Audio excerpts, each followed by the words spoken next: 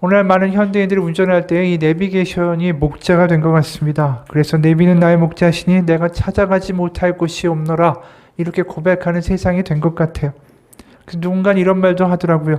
인생을 편하게 살려면 엄마와 아내 그리고 내비게이션에서 들려주는 아가씨의 목소리를 잘 들어야 된다. 그 내비게이션의 목소리처럼 하나님의 분명한 음성을 듣고 인생의 방향이 바뀐 사람들이 오늘 본문에 등장하죠. 그게 누구냐면 바로 사울과 아나니아예요. 그들은 자신들이 원하는 길을 갖고 자신들이 생각하는 방향으로 인생을 살고 있었습니다.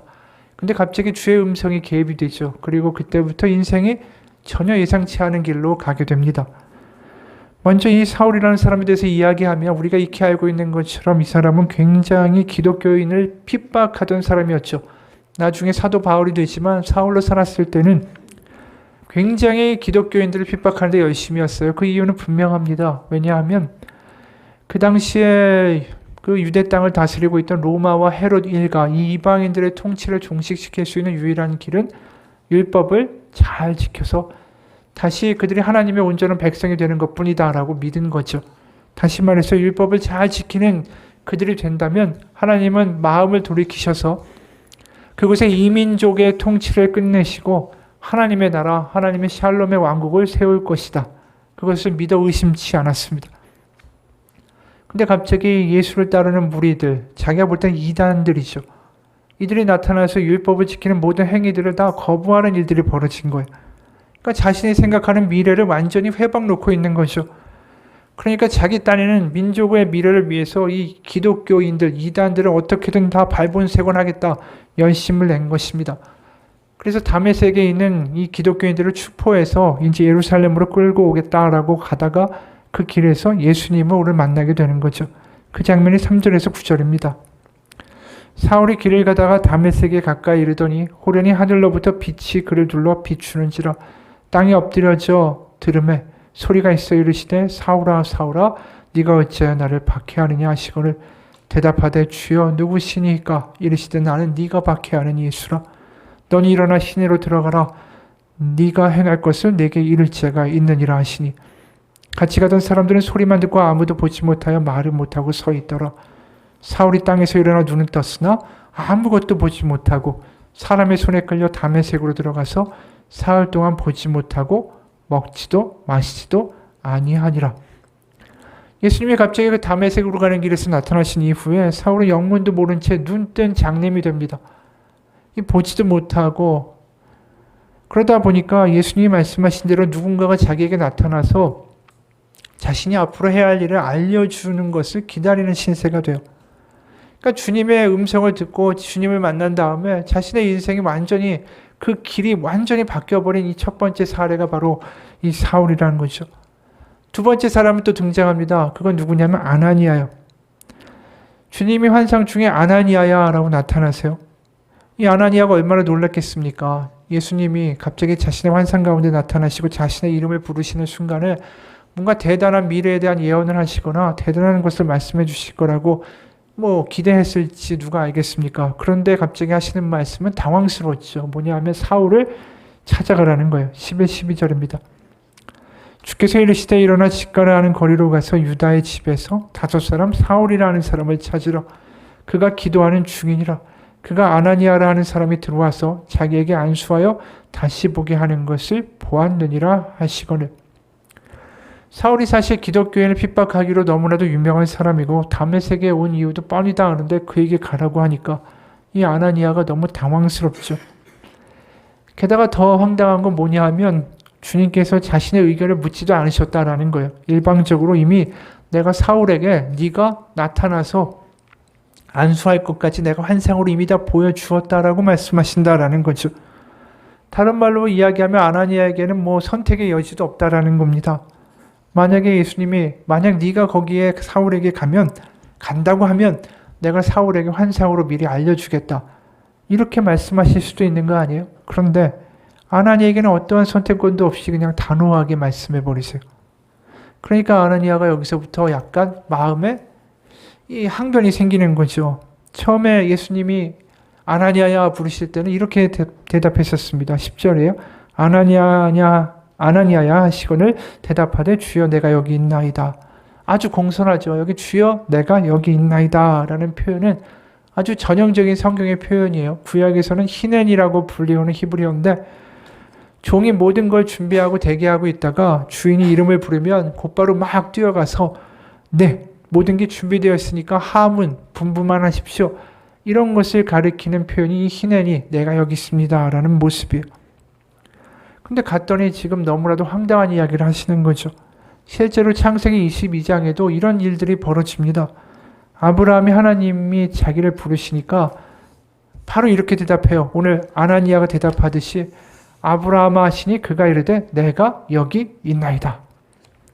그런 아브라함한테 하나님이 무슨 명령을 내리셨습니까? 100세에 얻은 귀한 아들 이삭을 제물로 바치라는 말씀을 하셨죠. 아니 100세에 얻은 아들을 죽여버리면 어떻게 그 나이에 아이를 낳아서 대를 잇고 하나님의 약속처럼 큰 민족의 아버지, 그 아브라함이라는 이름 자체가 열국의 아버지라는 뜻 아닙니까? 어떻게 그런 일이 가능하겠어요? 말도 안 되는 명령을 하신 거죠. 아나니아도 똑같은 일을 당하는 거예요. 말씀만 하십시오. 이렇게 얘기했더니 갑자기 사울에게 가라. 이 죽으러 가라는 말로 들리는 거죠. 사울에게 가면 죽을 텐데.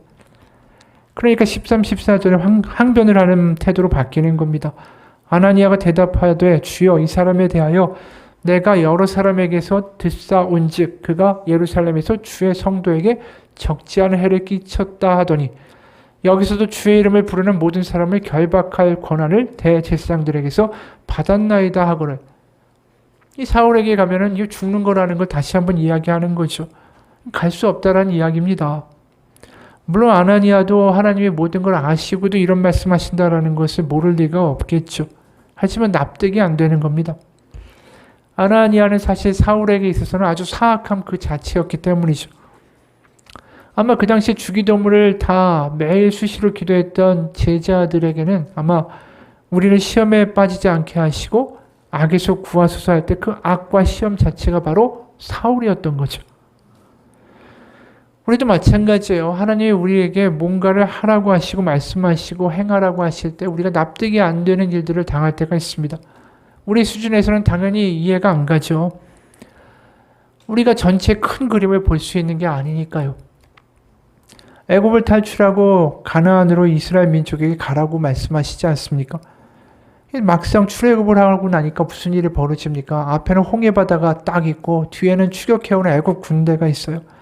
그 사이에 끼어버리니까 진퇴양난이 된 게 이스라엘 백성 아닙니까? 그러니까 모세한테 이렇게 따지죠. 이집트에는 묘자리가 없어서 우리를 이 광야에다 끌어내어 죽이려는 겁니까? 우리를 이집트에서 끌어내어 이런 일을 당하게 하다니 왜 우리를 이렇게 만듭니까? 이미 당신에게 말하지 않았습니까? 광야에 나가서 죽는 것보다 이집트 사람을 섬기는 것이 훨씬 더 낫다고. 우리 그대로 내버려 두라고 말하지 않았습니까? 뭐 이렇게 화내서 따지고 있을 때 모세가 하나님의 말씀을 이렇게 전합니다. 두려워하지 마십시오. 당신들은 가만히 서서 주님께서 오늘 당신들을 어떻게 구원하시는지 지켜보기만 하십시오. 생각해 보세요. 이 상황에서 가장 황당한 이야기가 뭡니까? 가만히 있으라는 거예요. 아니 앞에는 홍해바다가 막혀있고 뒤에는 칼을 들고 애국 군대가 다가오는데 어떻게 거기서 가만히 있어요? 이게 얼마나 상식적이지 않은 말 아닙니까? 말도 안 되는 이야기죠. 근데 거기서 어떤 일이 벌어집니까? 우리가 알고 있는 것처럼 홍해가 갈리고 거기에 길이 열리는 일이 벌어지죠. 우리가 볼 때는 이 가만히 있는다, 하나님 말씀을 따른다, 이게 살 길이 아니에요. 그런데 그곳에 길이 있다라고 말씀하시는 게 하나님의 방식이라는 거죠. 이삭을 바치라고 하나님이 하실 때 그거는 막힌 길이었어요. 우리가 생각할 때 갈 수 없는 길이죠. 아브라함에게는 그게 죽음의 길이고 실패의 길이고 비극의 길, 패망의 길 아닙니까? 아나니아에게도 마찬가지죠. 사울에게 가는 길은 죽음의 길이고 미친 길이고 이 잘못하면 몰살당할 수 있는 길 아닙니까? 근데 그 길을 가라고 하시는 거예요. 맞는 길이라고. 여러분, 우리가 믿음이라는 것이 다른 게 아닙니다. 우리가 생각지도 않은 길을 내시고 그 길을 통해 하나님의 일을 행하실 수 있다는 걸 믿는 게 믿음이라는 거죠. 결국 믿음을 가진 사람들이 해야 될 일은 뭐냐 하면 내가 생각하는 길을 내가 가진 믿음을 가지고 그 길을 달려가는 것이 아니라 주님이 말씀하시면 그게 막힌 길이다 할지라도 그것을 갈 수 있는 용기가 필요하다라는 겁니다. 사실 사도행전에 주는 메시지가 그거예요. 선교를 하죠. 12명의 제자에서 점점 늘어가지고 정말 놀라운 속도로 많은 교회들이 그 소아시아와 유럽에 생기게 됩니다. 근데 그게 제자들이 열심히 전도를 해서 그렇게 됐다라고 사도행전은 말하는 게 아니에요. 사도행전을 읽다면 결국 쭉 무슨 이야기를 하냐면 그들의 길이 아니라 하나님이 그들이 생각하지 못한 길을 만드셨고 그 길로 그 사람들이 순종하여 따라갔더니 이러한 놀라운 열매들이 맺혔다라는 게 사도행전의 이야기예요. 그러니까 사도행전에서 선교와 전도를 하는 주체가 누구였냐면 제자들이 아니었어요. 바로 하나님이셨습니다. 오늘도 우리가 이 사울을 하나님이 바꾸시죠. 아나니아가 볼 때는 말도 안 되는 길이에요. 그에게 간다라는 건. 그런데 그가 변화되지 어떤 일이 생겼습니까? 그가 사도 바울이 되고 사도행전 9장 이후에 많은 대목이 다 누가 선교를 하는 글의 내용입니까? 사도 바울이죠. 만약에 아나니아가 하나님의 말대로 예수님의 말대로 그에게 가는 길을 택하지 않고 냅다 요나처럼 나는 그 사람에게 갈 수 없습니다 하면서 다른 방향으로 도망을 갔다면 사도행전에서 9장 이후의 내용은 없었을지도 몰라요. 그러니까 생각해 보세요. 우리가 예상하는 방향으로 하나님이 길을 내시고 선교를 하시는 것이 아니라 하나님의 큰 그림과 계획 가운데 그 길을 만드시고 우리가 생각지도 않은 방향으로 하나님의 역사들이 일어나기 시작한다라는 거예요. 그렇기 때문에 지금 아나니아도 마찬가지예요. 네가 이 큰 그림을 볼 수는 없지만 그냥 내가 하는 이 큰 그림에 네가 동참하라고 말씀하시는 거죠. 그래 이해가 안 가는 수준에서는 항변하고 답답할 수밖에 없어요. 원수 같은 사람한테 왜 나갑니까? 저 사람은 지옥불에 들어가야 되는데. 근데 15, 16절에 이렇게 말씀을 하시죠. 주께서 이르시되 가라. 이 사람은 내 이름을 이방인과 임금님들과 이스라엘 자손들에게 전하기 위하여 택한 나의 그릇이라. 그가 내 이름을 위하여 얼마나 고난을 받아야 할 것을 내가 그에게 보이리라 하시니. 그러니까 내가 쓸 그릇이다라고 하시니까 이해는 안 가지만 결국 그 말씀에 순종해서 사울에게 갑니다. 그리고 17절에 아나니아가 이렇게 하죠. 아나니아가 떠나 그 집에 들어가서 그에게 안수하여 이르되 형제 사울아 주곧 네가 오는 길에서 나타나셨던 예수께서 나를 보내어 너로 다시 보게 하시고 성령으로 충만하게 하신다. 여기서 아나니아가 사울을 뭐라고 부릅니까? 형제 사울아 이렇게 부릅니다. 이게 절대로 쉬운 말이 아니죠. 자기가 여태까지 교제해왔고 정말 동고동락했던 형제들을 잡아가고 죽였던 이 사람을 형제라고 부르는 일이 절대로 쉬운 일이 아닙니다. 그래서 사울에게 가는 길은 사실은 죽음의 길이었고 가기 싫었던 길 아닙니까? 그런데 완전히 또 다른 방향으로 완전히 다른 방향으로 살아가는 모습을 지금 아나니아가 보여주고 있어요. 그리고 이미 말한 대로 이 박해자 사울이 사도 바울에서 놀라운 전도를 하게 되죠. 우리가 이 사도행전을 읽으면서 느끼게 되는 건 뭐냐 하면 길이라는 게 하나님의 길이라는 게 참 예상치 않은 방향으로 우리를 인도할 때가 많다라는 거죠. 그리고 그 길을 우리가 이해 안 가지만 따라가는 삶을 그리스도인이라고 부른다라는 거예요. 그래서 오늘 2절 보면 이런 대목이 나옵니다.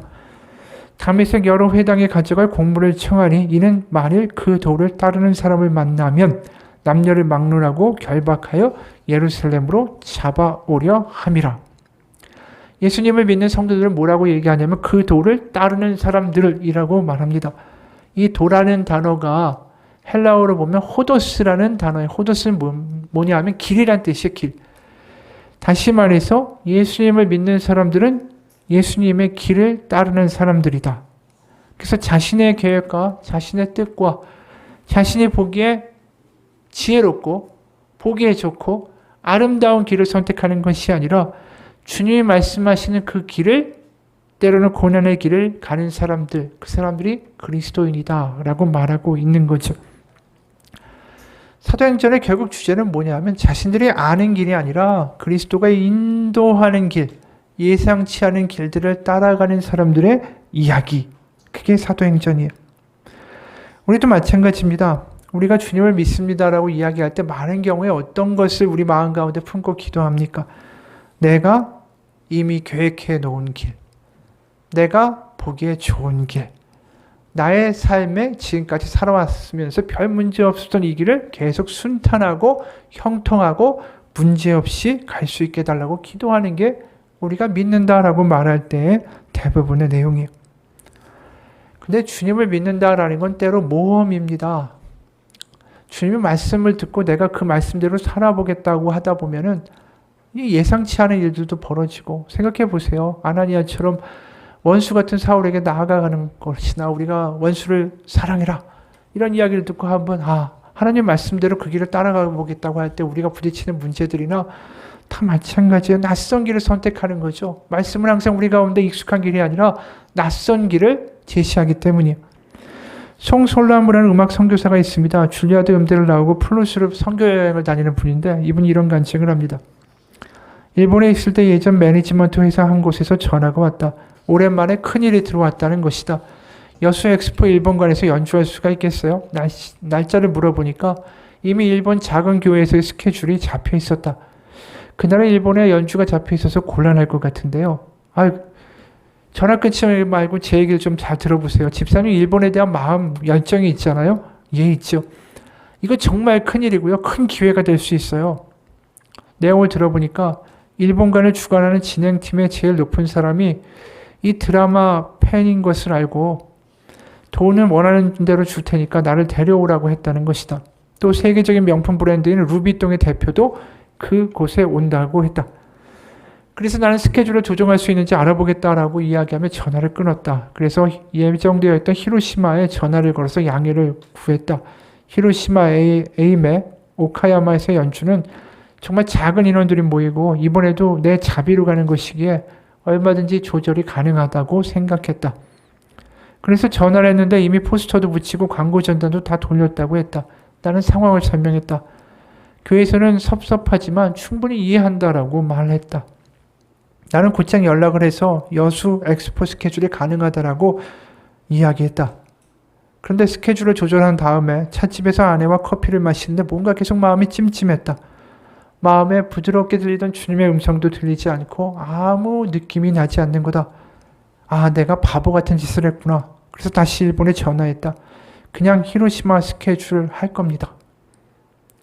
그리고 확답을 주겠다라고 말해놓은 회사에는 전화를 걸어서 내가 여수 엑스포에는 못 가겠다라고 최종 답을 주었다.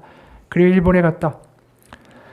에이메에서는 음악 콜이 아닌 작은 다다미 방을 빌렸다. 그런데 연주하기 1시간 반 전에야 음향 장비가 제대로 갖추어지지 않았다라는 것을 알았다. 기적적으로 연주 시작 20분 전에 장비를 렌트해서 연주는 할 수 있게 됐다.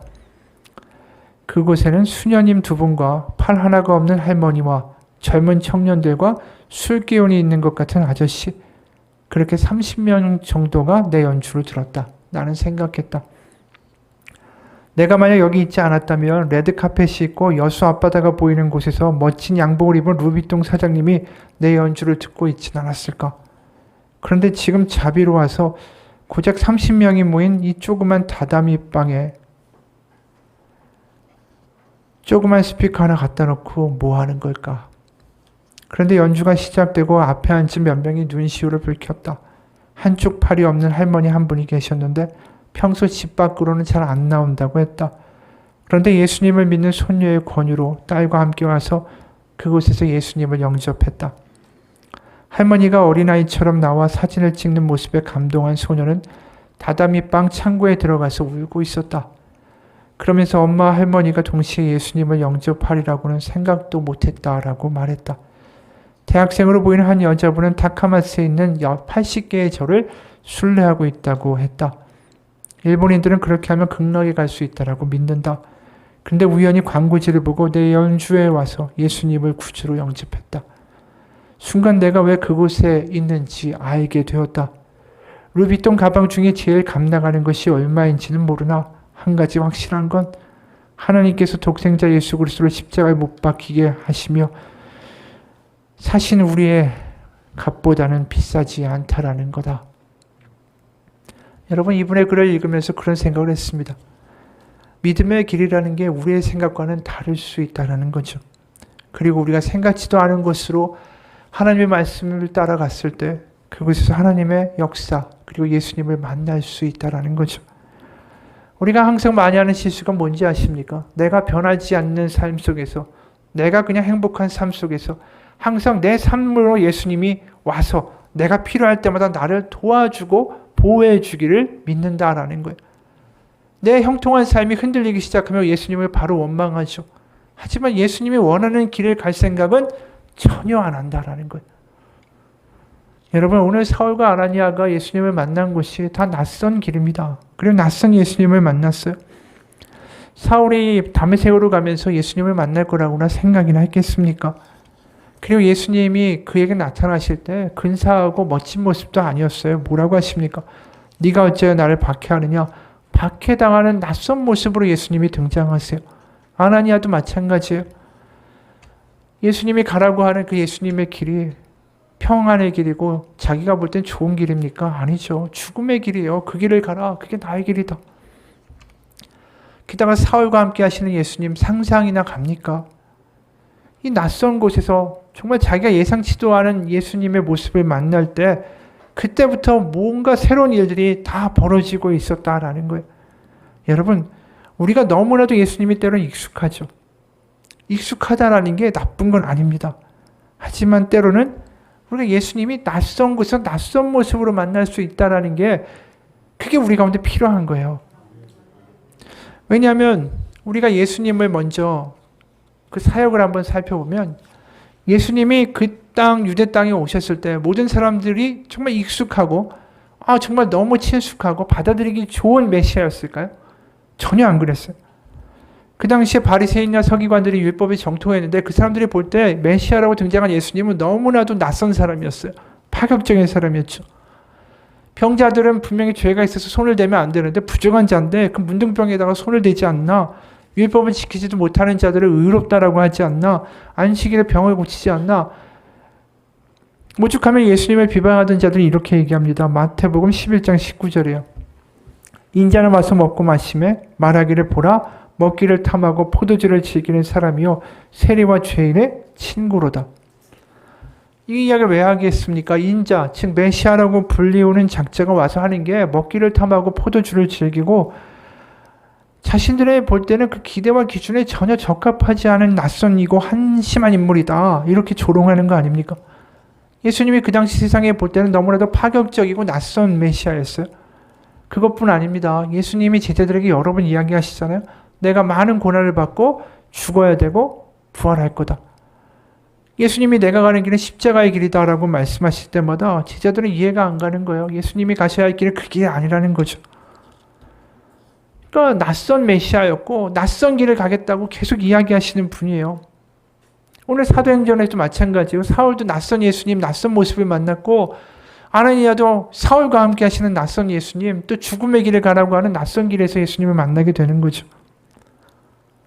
여러분, 그런 모습이 가장 잘 나타나는 본문이 마태복음에 또 있습니다. 마태복음 25장 31절부터 46절까지 내용인데 먼저 31, 32절 보겠습니다. 인자가 자기 영광으로 모든 천사와 함께 올 때 자기 영광의 보좌에 앉으리니 모든 민족을 그 앞에 모으고 각각 구분하기를 목자가 양과 염소를 구분하는 것과 같이 하여. 이 말은 뭐냐면 인자, 예수님이 다시 재림하실 때 심판을 하신다라는 거예요. 거기서 하나님의 나라를 상속받는 자들과 영벌에 처할 사람들을 구분하신대요. 근데 그 기준이 뭐냐 하면 35절에서 40절입니다. 내가 줄일 때에 너희가 먹을 것을 주었고 목마를 때에 마시게 하였고 나그네 되었을 때에 영접하였고 헐벗었을 때에 옷을 입혔고 병들었을 때에 돌보았고 옥에 갇혔을 때에 와서 보았느니라. 이에 의인들이 대답하여 이르되 주여 우리가 어느 때에 주께서 줄이신 것을 보고 음식을 대접하였으며 목마르신 것을 보고 마시게 하였나이까? 어느 때에 나그네 되신 것을 영접하였으며 헐벗으신 것을 보고 옷 입혔나이까? 어느 때에 병드신 것이나 옥에 갇힌 것을 보고 가서 배웠나이까 하리니 임금이 대답하여 이르시되 내가 진실로 너에게 이르노니 너희가 여기 내 형제 중에 지극히 작은 자 하나에게 한 것이 곧 내게 한 것이니라 하시고. 이 말씀이 충격인 거죠. 예수님을 만나는 곳이 어디라고요? 거룩한 성전이 아니에요. 예수님의 모습이 거룩하고 멋지고 근사하고 교양 있는 모습입니까? 아니라는 거예요. 헐벗고 굶주리고 아프고 나그네 되고 병들고 옥에 갇힌 그 형제들이 바로 나다. 나 예수다. 이렇게 이야기하시는 거예요. 이게 바로 전혀 예상치 않은 곳에서 예수님을 만난다라는 이야기입니다. 근사한 예배당이나 거룩한 자들이 모인 집회의 장소가 아니라 엉뚱한 곳에서 낯선 모습을 한 예수님을 만나게 된다. 그리고 그곳에 하나님의 나라가 있다라는 거죠. 오늘 실제로 예수님이 사도 바울을 만나셔서 무슨 이야기 하십니까? 사울아 사울아 네가 어찌하여 나를 박해하느냐? 나는 네가 박해하는 예수라. 사울은 예수님을 만나본 적도 없습니다. 예수님이 이미 십자가에 못 박혀 죽으시고 부활하신 이유입니다. 그런데 부활하신 예수님이 뭐라고 얘기하십니까? 내가 지금 박해를 당하고 있다. 그 이야기는 뭡니까? 그 당시에 핍박받고 있는 기독교인들이 바로 나다라고 이야기하시는 거예요. 여러분, 그런데도 뭔가 낯선 모습에 충격적인 모습으로 다가오실 수 있는 예수님을 우리가 많은 경우에 외면하고 인식하지 못해요. 예수님을 너무나도 익숙한 모습으로만 표현하고 익숙한 모습으로 나의 예수님으로 자꾸만 만들어냅니다. 그래서 예수님을 모든 사람들의 친구고 보호자고 위로자고 근사한 모습으로 표현을 해요. 그 대표적으로 등장하는 게 뭐냐면 예수님의 사진입니다. 우리 PPT 잠깐 볼까요? 이거 우리가 많이 보는 모습 아닙니까? 이게 카톨릭에서 많이 보는 이콘의 모습이죠. 예수님을 그려낸 그 다음 사진 보겠습니다. 그 다음 사진도 우리가 많이 보는 사진이잖아요. 예수님의 사진, 또 영화에서 보는 예수님의 모습. 그 다음 사진입니다. 이 그림도 상상해서 그린 그림이 굉장히 우리가 낯이 익죠. 근데 다 공통점이 뭡니까? 백인이고 근사하고 품위 있고 신성해 보여요. 익숙한 모습이죠. 그런데 다음 페이지 볼까요? 이 모습은 뭔가 싶어요. 근데 이 모습은 영국의 한 교수가 예수님 당시에 살았던 일반적인 그 남성들의 두개골을 가지고 복원한 얼굴이에요. 그 당시 그 지역 사람들은 다 담갈색 눈에 수염을 길렀고 짧은 곱슬머리와 까무잡잡한 피부를 가졌다라고 합니다. 우리가 익히 보던 종교화에서 보던 갈색 머리, 그 은발, 이런 백인, 이런 예수님의 모습하고는 전혀 다르다라는 거예요. 게다가 이 영국 교수님이 유골 분석을 통해서 그 당시 사람들의 키를 생각하면 예수님의 키도 한 150cm에 몸무게는 50kg 정도 됐을 거고 30세까지 목수를 하셨으니까 아마 굉장히 피부가 검고 근육질의 남성이었을 거다. 이렇게 이야기합니다. 여러분의 생각은 어떠십니까? 이거 우리가 아는 예수님의 모습이 아니죠. 우리가 사실 뭔가 근사하고요. 매력적이고요. 뭔가 친근하고 키도 크고 미남이고 거룩하고 최소한 나보다 뭔가 나을 것 같은 그런 모습을 하는 예수님에게 인간적으로 더 끌리죠. 그러니까 역사적으로 많은 서양 화가들이 예수님을 어떻게 그렸습니까? 자기들이 보기에도 굉장히 매력적이고 흰 피부를 가지고 있고 그런 모습으로 계속 묘사를 해왔던 거예요. 근데 우리도 그런 수준에서 벗어나지 못할 때가 많습니다. 우리가 교회를 선택하거나 교회 나가서 하는 일들이 많은 일들이 뭔지 아십니까? 자기와 비슷한 사람들, 자기와 비슷한 수준의 사람들하고만 어울리는 거예요. 경제적으로, 직업적으로, 또 학력적으로, 외모나 옷차림을 따지면서 그런 사람들하고 같이 부류를 지어서 신앙생활할 때가 많습니다. 인간의 본능이 그래요. 익숙한 사람들과 익숙한 수준의 대화를 하고 익숙한 교제를 나누는 게 나한테도 부담이 없고 위험이 없기 때문이죠. 그러면서 어떤 일도 벌어지냐면 당연히 예수님도 자신들과 비슷한 부류로 상상하고 만들어내는 거예요. 그러다 보니까 백인들이 생각할 때는 백인의 모습에 좀 근사한 자신들, 귀족들과 같은 부류의 모습으로 예수님을 그려내는 거고 제가 볼 때는 강남에 있는 교회들에게는 강남 예수님이 존재하는 것 같고 학력이 높은 사람들이 모인 곳에서는 박사 예수님이 존재하는 것 같고 시골에서는 시골 예수님이 존재하는 것 같아요. 근데 여러분 생각해 보십시오. 오늘 사진처럼 예수님이 생겼다면 어떨까요? 그리고 전혀 교양 있는 말투도 아닌 촌스러운 말투를 사용하고 옷에서 냄새도 나는 분이라면 어떻게 하겠습니까? 그런 낯선 예수님을 감당할 수 있을까요? CCM 노래 중에 맛있는 소금이라는 찬양이 있습니다. 그 가사 1절이 이래요. 드라마 끝까지 보다가 지각 예배, 스포츠 중계 보러 일찍 귀가. 다음 주는 바캉스를 떠나오니 오 주여 해변으로 임하소서. 장로님의 기도 때는 낮잠 보충, 목사님의 설교 때는 설교 비판. 하지만 축도는 받아야지. 아멘 끝나자마자 서둘러 퇴장. 내가 믿기 편한 방식으로 자기를 위한 예수님을 만들어내고 마음에 드는 말씀 골라 자기에게 이롭도록 해석하지. 내가 믿기 편한 방식으로 나를 위한 예수님을 만들어내니 십자가에 못 박히신 예수님은 없네. 세상에 소금 되어 썩지 않아야 하건대 이처럼 맛을 잃은 소금이 되었으니. 참 무서운 이야기를 하죠. 2절은 또 이래요. 성가대가 노래하며 실력평가, 안 가져온 헌금 찾아 뒤적뒤적. 밥 먹을 땐 누가 볼까? 눈만 껌뻑. 술 마시고 담배 필 땐 무신을 논자. 목사님이 몰라준다 투덜투덜 보기 싫은 사람이 있어 교회 바꿔.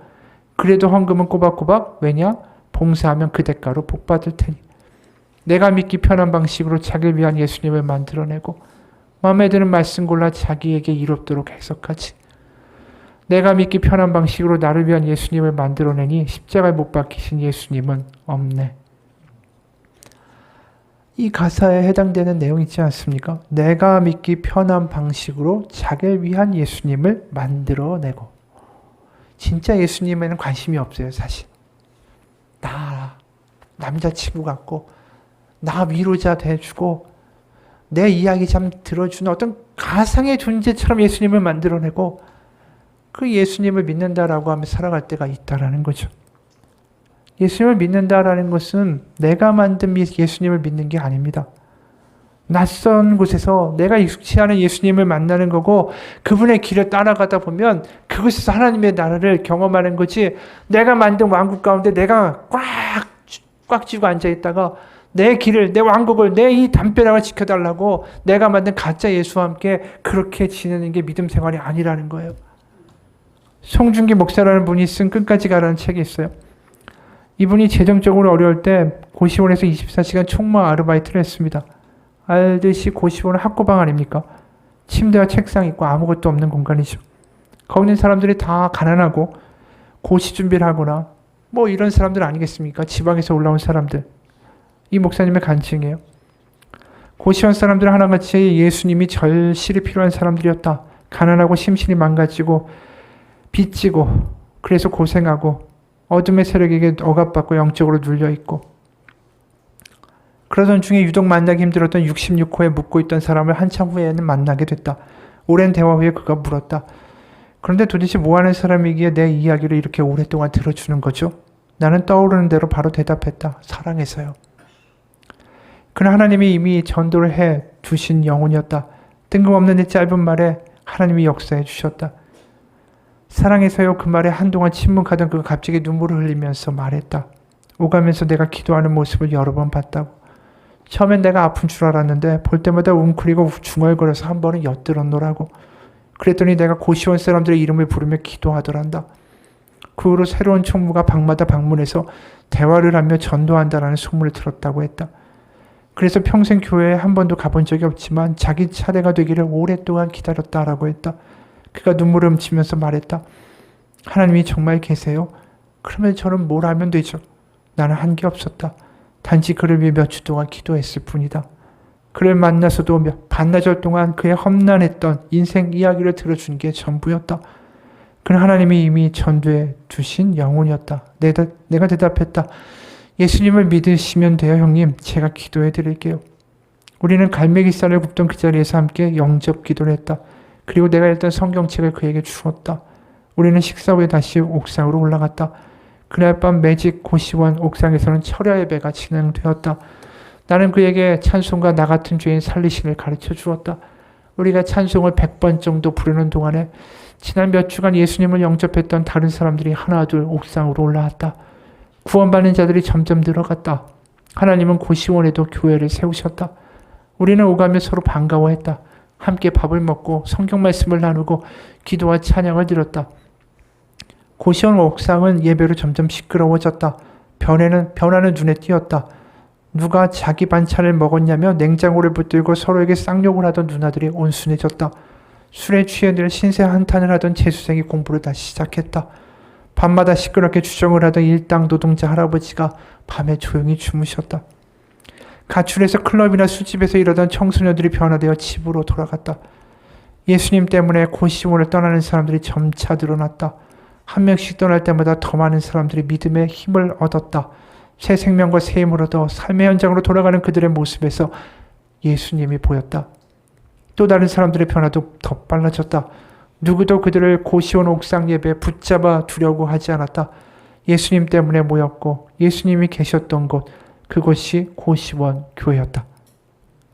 여러분 생각해 보십시오. 고시원에 누가 살고 싶겠습니까? 인생의 가장 말단 아니에요. 비극적인 곳이고 내가 돈만 생기면 내가 고시만 붙으면 내가 당장 떠날 것이다. 그런 바람만이 가득한 곳이 고시원 아닙니까? 그러니까 남한테 무슨 신경을 씁니까? 내 코가 석자인데. 그러니까 자기의 방들에 다 문을 닫아 걸고 그렇게 견디면서 살아갔던 거죠. 그때 이 목사님이 문을 두드리면서 그들의 이야기를 들어준 거죠. 세상에 사연 없는 사람이 어디 있습니까? 다 눈물 한 바가지는 쏟을 정도의 그 사연들을 다 품고 살아가는 게 우리의 인생 아닙니까? 근데 목사님 왜 이렇게 했을까? 헐벗고 굶주리고 나그네 된 그들이 가득한 그곳에 예수님이 계시다라는 걸 알았기 때문이죠. 이 목사님한테 그게 보인 거예요. 이곳에 예수님이 계시다. 낯선 곳에 낯선 예수님의 모습을 본 거죠. 예배당도 아니고 거룩한 곳도 아니고 향기나고 깨끗한 곳도 아닌 전혀 근사하지 않은 곳에 예수님이 계신다라는 걸 알았기 때문입니다. 여러분, 우리 삶에서 예수님을 만나고 하나님을 경험하고자 한다면 내 자리에서만 내가 원하는 대로 응답해주는 하나님을 만들고 그 예수님을 조종하려고 하지 마십시오. 우리의 문을 박차고 우리의 문을 열고 낯선 모습을 하신 예수님을 만날 수 있는 믿음이 되시기를 축원합니다. 우리가 계시록 3장 20절을 보면 아주 유명한 구절이 나오죠. 볼지어다 내가 문 밖에 서서 두드리노니 누구든지 내 음성을 듣고 문을 열면 내가 그에게로 들어가 그와 더불어 먹고 그는 나와 더불어 먹으리라. 너무나도 유명한 구절이고 암송 구절이기도 하고 많은 사람들이 익히 들어 아는 구절이에요. 근데 이게 그냥 표면적으로 이런 말씀일까요? 오늘 말씀을 준비하면서 문득 이런 생각이 들었어요. 이 말씀은 사실은 라오디게아라는 교회에 대한 경고의 말씀 중에 들어있는 대목이에요. 그 교회가 예수님에게 질책을 받습니다. 15, 17절이에요. 내가 내 행위를 아노니 네가 차지도 아니하고 뜨겁지도 아니하도다. 네가 차든지 뜨겁든지 하기를 원하노라. 네가 이것이 미지근하여 뜨겁지도 아니하고 차지도 아니하니 내 입에서 너를 토하여 버리리라. 네가 말하기를 나는 부자라 부요하여 부족한 것이 없다 하나 내 곤고한 것과 가련한 것과 가난한 것과 눈먼 것과 벌거벗은 것을 알지 못하는도다. 이 교회가 어떤 교회였습니까? 부자들이 많은 교회였어요. 그러니까 있는 사람들끼리 서로 가운데 그냥 유유상종으로 어울리던 교회였던 거죠. 그곳에 정말 가난하고 힘들고 지치고 못난 사람들, 거지 행색을 한 사람들이 들어갈 수나 있었을까요? 아마 들어가려고 하면 경멸하는 눈초리로 아는 채도 안 했겠죠. 마치 이런 분위기였을 것 같아요. 미국에서 어떤 흑인 한 사람이 백인 교회에 들어가서 예배 드리는 게 바람이었습니다.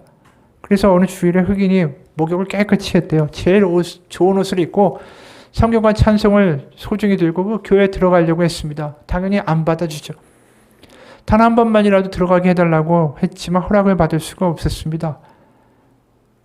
그는 자신이 백인이 아니고 흑인이라는 그 아픔을 느끼면서 교회 바깥들 계단에 엎드려 울며 기도했대요. 기도하는 중에 예수님이 나타나셨어요. 그는 반가워서 부르짖었습니다. 오 주님, 제가 흑인이라는 이유만으로 주님의 교회에 들어갈 수가 없나요? 그러자 예수님이 이렇게 말씀하셨대요. 형제요, 나도 저 교회에 들어가 본 적이 없다네. 그 꼴이 라오디게아 교회의 모습일 수 있다는 거죠. 그 교회에 예수님이 문을 두드리시는 거예요. 근사한 모습으로 두드리실까요? 아니죠. 부자의 모습으로? 아닙니다. 학식과 교양이 있는 모습으로 그 문을 두들기셨을까요? 아닙니다. 아마도 굶주리고 아프고 나그네되고 헐벗고 병든 모습으로 어쩌면 거지 같은 행색으로 그 교회의 문을 두드리셨겠죠. 근데 그들은 그 문을 절대로 열어주지 않았습니다. 그런 배경에서 보면 내가 문 밖에 서서 두드리노니 누구든지 내 음성을 듣고 문을 열면 내가 그에게로 들어가 그와 더불어 먹고 그는 나와 더불어 먹으리라. 이 말씀이 너무나도 뼈저리게 우리의 마음을 때리는 말씀이 되는 거 아닙니까? 여러분, 우리는 어떻습니까? 나의 익숙한 삶, 내가 잘 지내고 있는 평화로운 삶만이 흔들리지 않게 해달라고, 깨어지지 않게 해달라고 이런 바람만을 가지고 그걸 믿음이라고 착각하며 내가 만든 예수님을 만들어내고 있는 것은 아닐까요? 익숙한 믿음, 익숙한 사람들, 익숙한 예수님만을 믿고 있는 것은 아닐까? 나하고 조금만 다른 사람들에게는 마음의 문을 닫아 걸고 내가 좋아하고 내 수준과 나하고 말이 맞는 사람들에게만 문을 조금 열어주는 그런 삶을 살아가고 있는 것은 아닐까. 여러분, 사도행전의 놀라운 역사는 하나님 나라는 내가 나하고 다른 사람에게 쌓아놓은 그 벽을 부수고 나아갈 때 경험되는 겁니다. 아나니아나 사울이나 다 낯선 곳에서 낯선 예수님을 만나게 될 때 하나님의 나라가 열렸어요. 우리 삶에서 주님을 경험하고 싶으십니까? 하나님의 나라를 경험하고 싶으십니까? 익숙함을 벗어나세요. 나하고 다른 사람들, 내가 차별하고 내가 때로는 무시했던 사람들, 내가 경멸했던 사람들, 때로는 우리 주위에 힘들고 지친 이들, 그 사람들에게 문을 열고 같이 기도하고 그를 위해서 손잡고 위로하고 눈물을 닦아주며 나아갈 때 그때 하나님의 나라가 임할 겁니다. 그것은 예배당이 아니어도 상관없습니다.